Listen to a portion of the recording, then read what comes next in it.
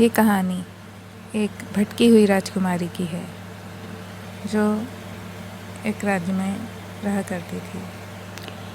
कभी एक सुंदर और समृद्ध राज्य था जहाँ एक बुद्धिमान और साहसी राजकुमारी सिया रहती थी। वह अपने राज्य की सबसे प्यारी और निडर राजकुमारी थी।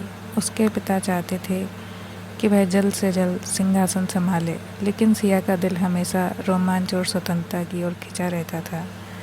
एक दिन सिया एक गुप्त यात्रा पर निकल पड़ी, अपने राज्य के बाहर की दुनिया को जानने की इच्छा में।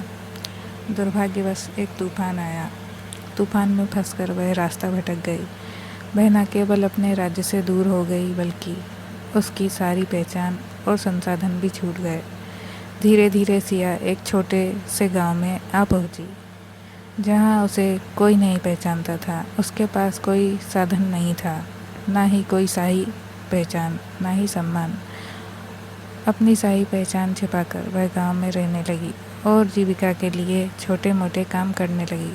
वह एक टूटे से घर में रहने लगी और एक दुकान पर काम करना शुरू कर दिया। वहां उसकी मुलाकात एक युवक से हुई जो गांव का एक साधारण किसान था, परंतु उसके दिल में बड़ा सपना था अपने गांव को बेहतर बनाने का।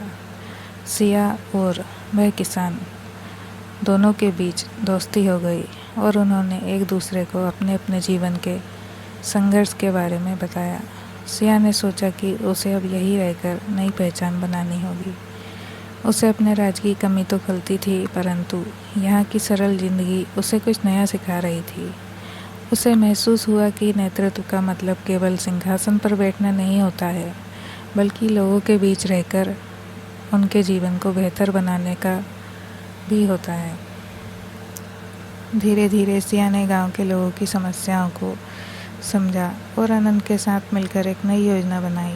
दोनों ने गांव की स्थिति को सुधारने के लिए काम करना शुरू कर दिया। नई फसलें उगाने की तकनीकें सिखाई और शिक्षा और स्वास्थ्य के लिए भी प्रयास किया।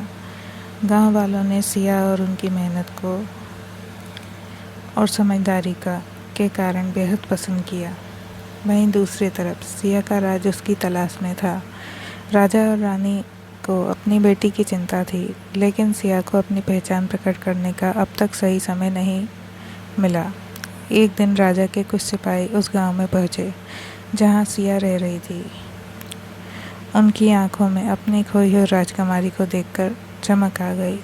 सिया ने भी अपनी पहचान को स्वीकार कर लिया और गांव वालों से विदा लेने का समय आ गया। परंतु सिया ने निर्णय किया कि वह वापस जाकर अपने राज्य का नेतृत्व करेगी, लेकिन गांव की मदद को कभी नहीं भूलेगी।